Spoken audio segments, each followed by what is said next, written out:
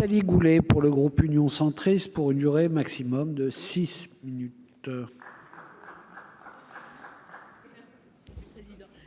Monsieur le Président, Monsieur le Ministre, Monsieur le rapporteur, Président de la Commission des Finances, que je salue. Monsieur le Ministre, parler de convention fiscale internationale une fois de plus dans cette maison n'est jamais une fois de trop. Et pour le coup, je remercie le groupe communiste républicain citoyen écologique d'avoir demandé un débat, surtout sur cette question qu'on a de façon récurrente, puisque le Parlement, comme vous le savez, arrive à la fumée des cierges dans ces sujets, puisqu'il n'est pas partie évidemment aux négociations, ne peut que voter ou ne pas voter, et ne peut pas amender les conventions fiscales. Je voudrais d'abord rappeler le dernier référé de la Cour des comptes du 31 mai 2019, s'agissant des conventions fiscales internationales, avec un certain nombre de recommandations, dont la plus importante est probablement la nécessité de la qualité du suivi, qui est pour l'instant insuffisante, et surtout la nécessité de mieux défendre les intérêts des contribuables, dit la Cour des comptes.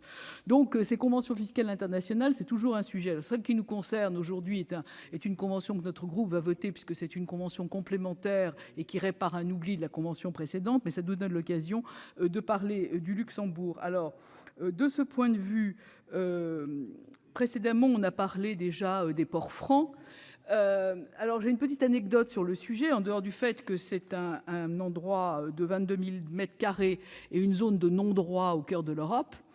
Lorsque nous avons évoqué la dernière convention fiscale avec le Luxembourg, j'avais aussi évoqué, comme Éric Bocquet à l'époque et notre collègue Laurent ce matin, tous les doutes que nous pouvions avoir sur ces ports francs, qu'ils soient d'ailleurs au Luxembourg ou en Suisse. À quoi les avocats des ports francs m'ont envoyé un courrier me disant qu'en fait tout était parfaitement transparent. Et donc je leur ai répondu en leur disant mais puisque tout est transparent, invitez-nous, mon collègue Éric Bocquet, des membres de la Commission des Finances et moi-même, à venir visiter ces ports francs, puisque a priori on parle mieux des choses qu'on connaît. Et depuis, voyez-vous, je n'ai pas de réponse. Donc ça n'a pas du tout levé le doute que j'avais sur les ports francs. Mon collègue Laurent a aussi parlé du problème de l'optimisation fiscale des EHPAD. Alors, c'est le groupe Domus6 et la question de l'évasion fiscale de ce groupe, qui est par ailleurs, dont la Caisse des dépôts est aussi actionnaire, pose problème parce que les ramifications luxembourgeoises du géant des EHPAD provoquent là aussi un flux d'argent qui est extrêmement important, puisque les encours avoisinaient en 2019 131 milliards d'euros. Donc le Luxembourg est quand même un point d'interrogation dans le dispositif européen et surtout dans la liste actuelle des territoires non coopératifs. Certes, pour les sortir de la liste française et de la liste européenne, il suffit de signer une convention. Signer une convention ne veut absolument pas dire que le sujet soit traité, ni soit traité de façon satisfaisante. Le dernier rapport de la Cour des comptes mentionne à cet égard un certain nombre de difficultés, dont la fraude à la TVA, 20 milliards pour la France, la fraude au carrousel, pareil, et la fraude à la TVA pour les pays de l'Union européenne, c'est 137 milliards d'euros, monsieur le ministre.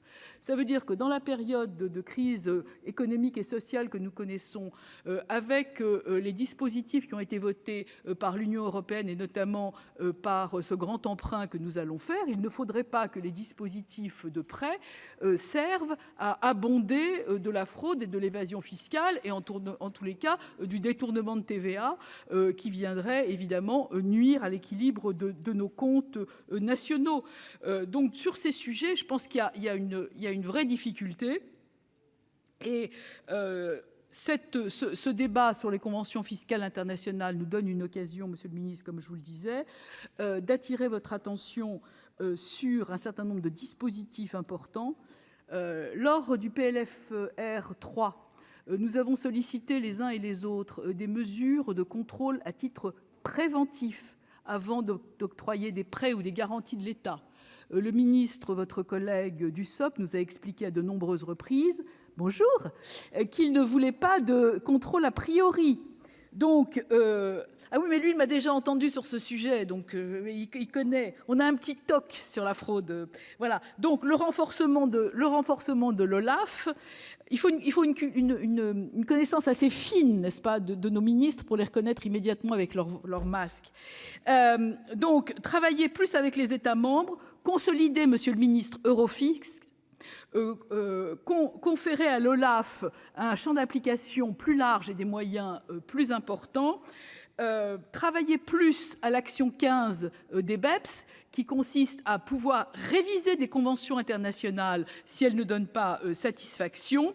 Cette action 15 est vraiment très importante parce que c'est un dispositif nouveau qui n'est pas encore très appliqué, mais qui, à mon sens, a beaucoup d'intérêt. Et puis, dans les 45 secondes qui nous restent, si jamais la réforme constitutionnelle arrive, ce qui serait une bonne chose, on pourrait ajouter à l'article 34 de la Constitution la lutte contre la fraude et l'évasion fiscale, ce qui permettrait au Parlement d'avoir un œil sur un certain nombre de dispositions qui, au titre de la loi actuellement, relèvent du règlement et ne relèvent pas de la loi, ce qui permettrait au Parlement d'avoir un avis sur la liste des territoires non coopératifs. Ça nous permettrait, je crois, d'avoir un dialogue plus positif sur ce sujet. Quoi qu'il en soit, comme je disais, notre groupe va voter cette convention avec les réserves que j'ai émises concernant ce pays.